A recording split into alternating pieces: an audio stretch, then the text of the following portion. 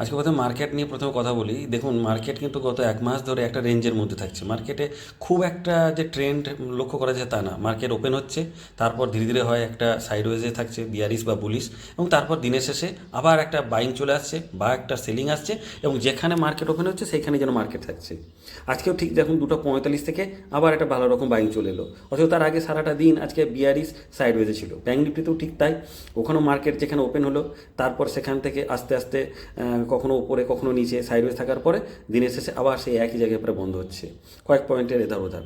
এবং আপনি ভালো করে যদি ভলিউমটাকে লক্ষ্য করেন, ভলিউম কিন্তু কোনো মতেই কোনো ট্রেন্ডকে কনফার্মেশন দিচ্ছে না। মানে ধরলেন যদি আপ ট্রেন্ড হয় তাহলে ভলিউমও তার সঙ্গে বাড়া উচিত, বা ডাউন ট্রেন্ড হলেও সেখানে ভলিউমটা বাড়া উচিত, ভলিউম কিন্তু বাড়ছে না। তো তার জন্য মার্কেট যে একটা রেঞ্জের মধ্যে থাকতে চায় বা মার্কেট একটা দিশাহীন যে ভাব, সেটা পরিলক্ষিত হচ্ছে। তো যাই হোক, আজকে দিনের প্রথমেই আমি 9:22 ট্রেড নিয়েছিলাম। 22,450 পুট আমি 2 লট কিনি 125-এ। এবং সত্যি কথা বলতে কি, ব্যাঙ্ক নিফটি হোক বা নিফটি হোক, কোনোটাতেই এই গত এক মাস ধরে মার্চ মাস থেকেই দেখছি যে অপশন বাইংয়ে কিন্তু প্রফিট করাটা খুব দুষ্কর হয়ে যাচ্ছে। অপশন সেলিংয়ের ক্ষেত্রে খুব ভালো, যারা ওটিএমে কাজ করছে অপশন সেলিংয়ে, ইন দ্য মানিতে নয়, ওটিএমে, তাহলে সেখানে হয়তো তারা দূরের যে প্রিমিয়াম সেটা সেল করে থেকে গেল পুটার কল, এবং সারাটা দিন ধরে বেশ থিটাডিকে হচ্ছে, প্রিমিয়াম গলছে, এবং তারা ভালো মতো একটা ইন্টারডেতে একটা প্রফিট করছে। কিন্তু এখানেও একটা সমস্যা হয়ে যাচ্ছে, অনেক সময় যদি আপনি কোনো ডিরেকশনাল সেলিং করেন তো সেখানেও আপনার কি প্রথমে হয়তো ভালো রকম প্রফিট দেখালো, আপনি 200 টাকার একটা কল বা পুট সেল করলেন, তারপর সেটা নেমে নেমে নেমে 80 টাকা চলে এলো, আপনি বলছি বাহ দারুণ, 2-2.5 পর্যন্ত ধরে আছেন, তারপর হঠাৎ করে একটা স্পাইক চলে এলো আপনার বিপরীতে, 80 টাকা আবার হয়ে গেল 120 টাকা, 150 টাকা। তখন মনে হচ্ছে আপনি কেন আগে আপনি ট্রেড থেকে বেরিয়ে এলেন না। তো এই একটা সমস্যা দেখা দিচ্ছে অপশন বাইং এখন খুব একটা, মানে এই মুহূর্তে তো আমি তো মনে করব যে আপনি প্রফিট করুন না করুন, প্রফিট করতে পারছেন না তা তো ঠিক আছে, কিন্তু লোকসান করা যাবে না। মানে আপনার ক্যাপিটালটাকে প্রিজার্ভ করে রাখাটাই বিরাট ব্যাপার। ক্যাপিটাল প্রিজার্ভ করতে হবে।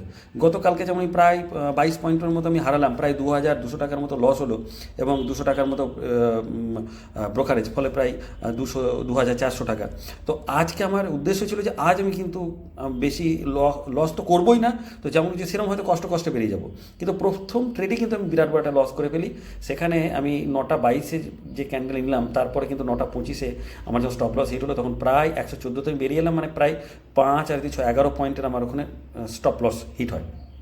যদিও আপনি ভালোভাবে লক্ষ্য করবেন যে আমার এখানে উদ্দেশ্যই ছিল যে যদি আমি বেরিয়ে যাই তো আমি খুব 4-5 পয়েন্টের স্টপ লস দেবো, কিন্তু আপনি সে সুযোগও পাচ্ছেন না, কারণ যখন আপনি হয়তো বেরোতে যাচ্ছেন স্লিপে যে হয়তো আরও বেশ কয়েকটা পয়েন্ট বেরিয়ে যাচ্ছে। আপনাকে আগে থেকে স্টপ লস সিস্টেমের মধ্যে না রাখলে কিন্তু স্টপ লসটা অনেকটা বড় হয়ে যাওয়ার সম্ভাবনা থাকছে। তো আজকে ঠিক তাই হলো। প্রথম ট্রেডে আমার 22,450-এর পুট আমি 2 লট নিয়েছিলাম, সেখানে আমার 11 পয়েন্ট আমার স্টপ লস যায়, অর্থাৎ প্রায় 1,000 টাকার উপরে 1,100 টাকা বা এরকম আমার স্টপ লস হয়। তারপর আমি সেকেন্ড ট্রেড নিই। সেকেন্ড ট্রেড আমি নিই 9:32-এ, এবং সেটা যদি আমার সেট আপের মধ্যে আসেনি সেইটা, তবু আমাকে আমি যেহেতু এত বড় আমি স্টপ লস দিয়েছি, তো তার জন্য একটা রিভার্সাল ট্রেড নিই, যে এখানে এটা ব্রেকআউট ট্রেড না। আমি যখন বুঝতে পেরেছি আজও সারাদিন ওই সাইডওয়েজই হবে, তখন আমি ওই সাপোর্টে আমি 2 লট কিনি 91, এবং ঠিক যথারীতি তাই এখানে ওই কিছু কখনো উপর উঠে কখনো নিচে নামছে, এইভাবে করতে করতে আমি 9:46, মানে বুঝতে পারছি 9:32-এ নিয়ে আমি এক্সিট করি 9:46, মানে কতটা সাইডওয়েজ বা কতটা মানে কোনো মুভমেন্টই নাই, কোনো রকম কোনো একটা যে গতি কিচ্ছু নেই। আর অপশন বাইংয়ের ক্ষেত্রে আপনার কিন্তু মুভমেন্ট চাই। ব্যাঙ্ক নিফটি যেমন ভোলাটিলিটি দারুণ, নিফটি তার থেকে তুলনায় কম, কিন্তু আপনাকে তো এমন একটা পজিশন এন্ট্রিটা দারুণ হতে হবে ব্যাঙ্ক মানে আপনার অপশন বাইংয়ের ক্ষেত্রে, যে যখন আপনি দেখলেন যে না এখানে এবারে একটু ভোলাটিলিটি আসছে, মুভমেন্ট আসছে, তো আপনি যদি আপনার ডিরেকশন ঠিক থাকে যে কল সাইডে হোক বা পুট সাইডে, তাহলে আপনি ভালো প্রফিট করবেন। হ্যাঁ, আপনি যদি হোল্ড করেন, পজিশনাল ট্রেড নিন, সুইং ট্রেড নিন, তাহলেও কিন্তু আপনার ডিরেকশনাল দিকে একটা যদি মুভমেন্ট না থাকে, তাহলে সারাদিনের থিটাটিকে আপনি 9টা 9:30 একটা হয়তো কোনো ট্রেড নিলেন, আপনি ভাবছেন 2:30 2টোর সময় বেরিয়ে যাব, তাতেও আপনার দেখা যাবে কিন্তু যদি মার্কেট ধীরে ধীরে 10 পয়েন্ট 20 পয়েন্ট 30 পয়েন্ট ওপরে ওঠেও, আমি কল সাইডে নিয়ে কথা বলছি, তাহলেও কিন্তু আপনার থিটা টিকেতে আপনার কোনো প্রফিট হবে না, লস হবে বা কষ্ট হবে। তো তার জন্য এখানে স্ক্যাল্পিং করাটাই আমার মনে হয় বেটার। কিন্তু স্ক্যাল্পিংও কীভাবে আপনি করবেন? আপনি এখানে একটা ট্রেড নিলেন, তারপরে দেখা যাচ্ছে পরক্ষণে পরের ট্রেডটাতে, মানে পরের ক্যান্ডেলটা যে ক্যান্ডেলে আপনি নিলেন, পরের ক্যান্ডেল তার বিপরীত আসছে, যে জিনিসটাই গত 1-1.5 মাস ধরে ঘটছে। তো যাই হোক, আজকে আমি তার জন্যে আমার জাস্ট আগের ট্রেডটা আমার লসে গিয়েছিল, তো তার সেই পয়েন্ট কটা রিকভার, আগের 22 পয়েন্ট তো আগের দিনের রিকভার করতে পারছি না, আজ যে বড় পয়েন্ট আমি দিয়েছি সেটাকে রিকভার করার জন্যেই আমি রিভার্সাল ট্রেড নিই।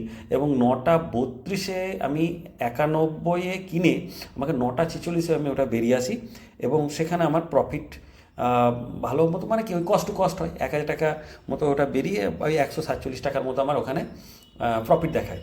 অর্থাৎ আমি মোটামুটি ওই 1 পয়েন্টের মতো আমার ওখানে লাভ করি। তারপরে আরেকটা ট্রেড ওই সেম স্ট্রাইক প্রাইসে 22,450-এর পুট আমি আবার একটা কিনি 9:54-তে, এবং সেটা কিন্তু 100, মানে আমার মার্কেট অর্ডার দেওয়াটা ভুল হয়ে গেছিলো, কিনতে কিনতে 106 107 চলে যায়। তা না হলে ওটা আমি যদি 102-এ কেনার কথা ছিল, কিন্তু আমাকে লিমিট অর্ডার দিতে আমি ভুলে গেছিলাম। তো তার ফলে আমার ওটাতে পয়েন্ট, আমি যখন আমি ওখান থেকে বেরিয়ে আসি তো সেখানে বেশি আমি পয়েন্ট নিতে পারিনি, মাত্র 1 পয়েন্ট, 109.85, 1.5 পয়েন্ট 2 পয়েন্টের মতো করে আমি নিই। অর্থাৎ মোটামুটি ওই 400 টাকার মতো আমার আজকে প্রফিট হয়। তবে মার্কেট কিন্তু সবসময় এরকম থাকবে না, অপশন বাইংয়ের পক্ষে আবার সুযোগ আসবে, আগামী দিনে ভিক্স একটু বাড়বে, ভোলাটিলিটি আসবে, এখন জাস্ট অপেক্ষা করতে হবে, ধৈর্য ধরে রাখতে হবে এবং ক্যাপিটাল প্রিজার্ভ করে রাখতে হবে। তো আমি সেই চেষ্টাতেই আছি। এখনও পর্যন্ত 22 পয়েন্ট গতকালকে আমি লস করেছি, আজকে 3 পয়েন্টের মতো উদ্ধার হয়েছে, এখন আমি 19 পয়েন্ট পিছিয়ে আছি। আগামী দিন কেমন সুযোগ আছে দেখা যায়। ভিডিওটা ভালো লাগলে, যদি ভিডিও থেকে কিছু যদি ভ্যালু আপনারা পান, তো অবশ্যই ভিডিওটাকে লাইক করবেন, শেয়ার করবেন, কমেন্ট করবেন, আর আমার চ্যানেলটাকে অবশ্যই আপনারা সাবস্ক্রাইব করবেন। আরও অনেক ধরনের ভিডিও, বিশেষ করে যদি আমি যেগুলো জানি বা আমি যে কোন স্ট্র্যাটেজিতে আমি এই ট্রেডগুলো নিচ্ছি সেগুলো আপনাদের সাথে আমি শেয়ার করব।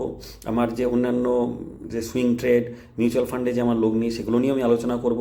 অবশ্যই আমার চ্যানেলটিকে সাপোর্ট করুন এবং আমার পাশে থাকুন, এবং আপনাদেরও মূল্যবান মতামত এই ভিডিও শেষে কমেন্টে জানান, এবং আপনাদেরও কেমন ট্রেড হলো সেটাও জানান।